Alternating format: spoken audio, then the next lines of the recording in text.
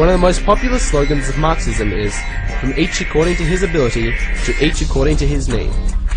That is the cornerstone of theoretical socialism, and it is a very appealing concept, but it is incomplete. The unanswered question is, how is this to be accomplished? Shall it be in freedom or through coercion? For the individualist, a worthy objective does not justify committing theft and surrendering freedom, while for the collectivist, the ends justify the means. In the next part of this series, we examine equality and inequality under law. We will study how collectivists use government for welfare and to enforce racial or gender quotas in order to bring about a more equal society, and also the opposite view of individualism, that regardless of personal inequalities of means or circumstance, we all deserve the same equality under the law.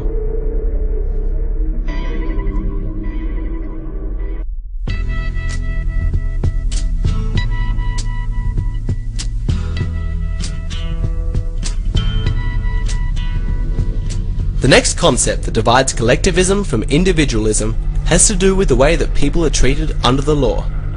Individualists believe that no two people are exactly alike, and that each one is superior or inferior to others in a huge variety of ways, but that under the law, they should all be treated equally. Collectivists believe that the law should treat people unequally in order to bring about desirable changes in society.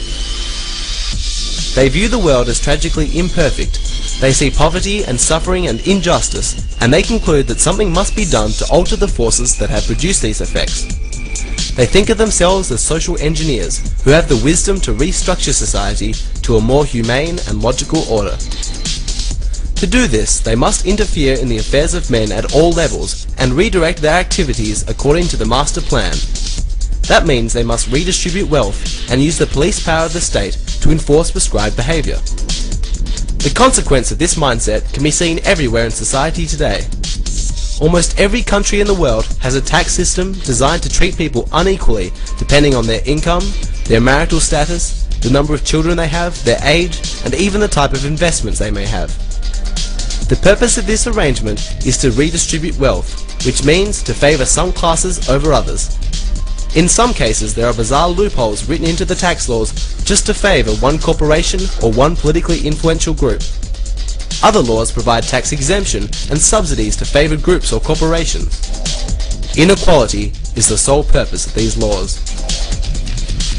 In the realm of social relationships, there are laws to establish racial quotas, gender quotas, affirmative action initiatives, and to prohibit expressions of opinion that may be objectionable to some group or to the master planners.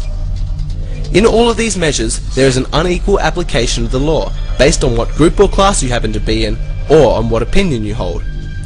We are told that all of this is necessary to accomplish a desirable change in society, and yet, after more than 100 years of social engineering, there is not one place on the globe where collectivists can point with pride and show where their master plan has actually worked as they predicted. Let us use an example of a basketball league, where some of the teams were forced during the last season to play with one arm tied behind their backs, while others could play without constraint.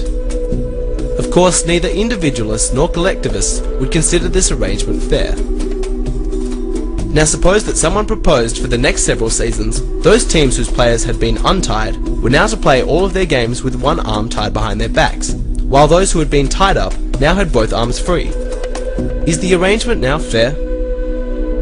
Before we answer, let's improve the analogy. Let's observe that there has been a complete turnover of players. All those who played in the first set of games have retired. The current players, therefore, are newcomers, none of whom were involved in the original practice. Let's ask again. Is the arrangement now fair? It is important to identify one crucial premise in this example. It identifies the players as individuals, rather than members of a collective team. Let us use a more contemporary example of groups who, historically, have had the rules of the game biased against them, such as the indigenous peoples of Australia and Canada, or the Native Americans of the United States. Their struggle has been against the racism and inequality that inhibits their opportunities.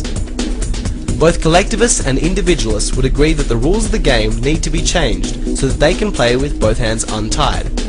But what would we say if collectivists went even further and changed the rules so that the ancestors of native people were guaranteed employment, given welfare payments, or even made exempt from paying taxes, just because they belong to the group, regardless of how well off the individual may be.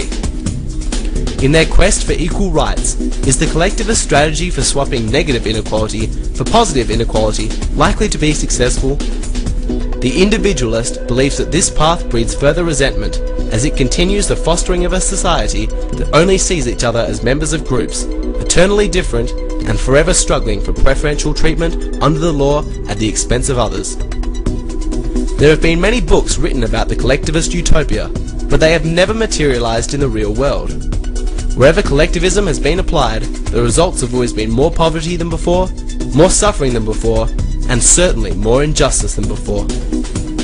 Individualism is based on the premise that all citizens should be equal under law, regardless of their race, religion, gender, or political opinion. No class should be given preferential treatment, regardless of the merit or popularity of its cause. To favour one class over another is not equality under law. In the final part of this series, we explore the proper role of government. We look at the difference between an individualist and a collectivist state, and where each government will take its society.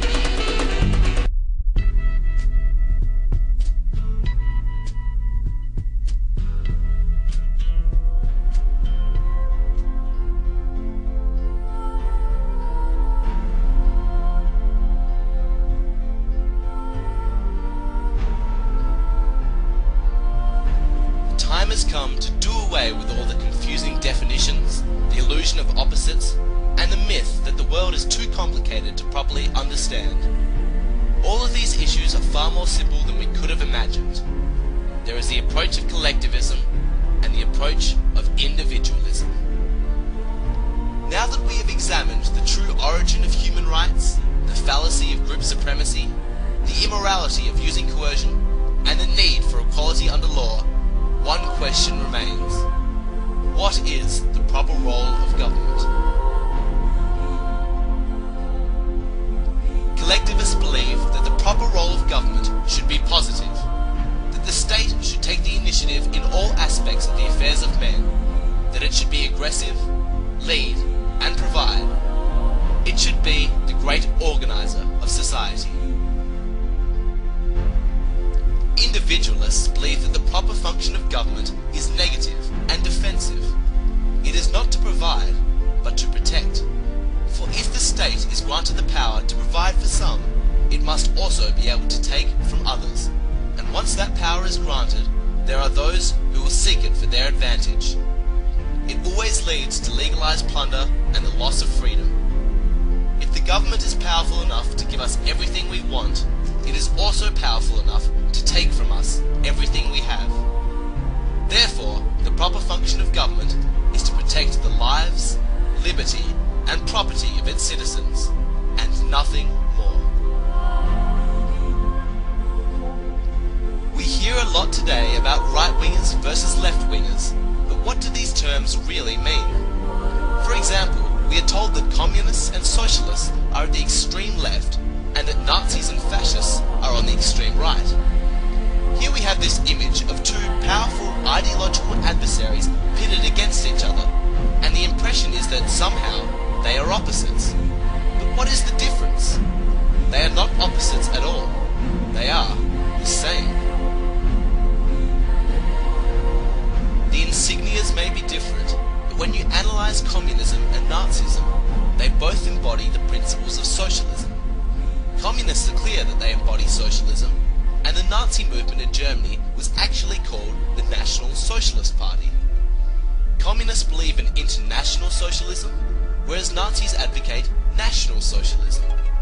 Communists promote class hatred and class conflict to motivate loyalty and the blind obedience of their followers, whereas the Nazis use race conflict and race hatred to accomplish the same objective. Other than that, there is no difference between communism and Nazism. They are both the epitome of collectivism, and yet we are told that they are supposedly at opposite ends of the spectrum.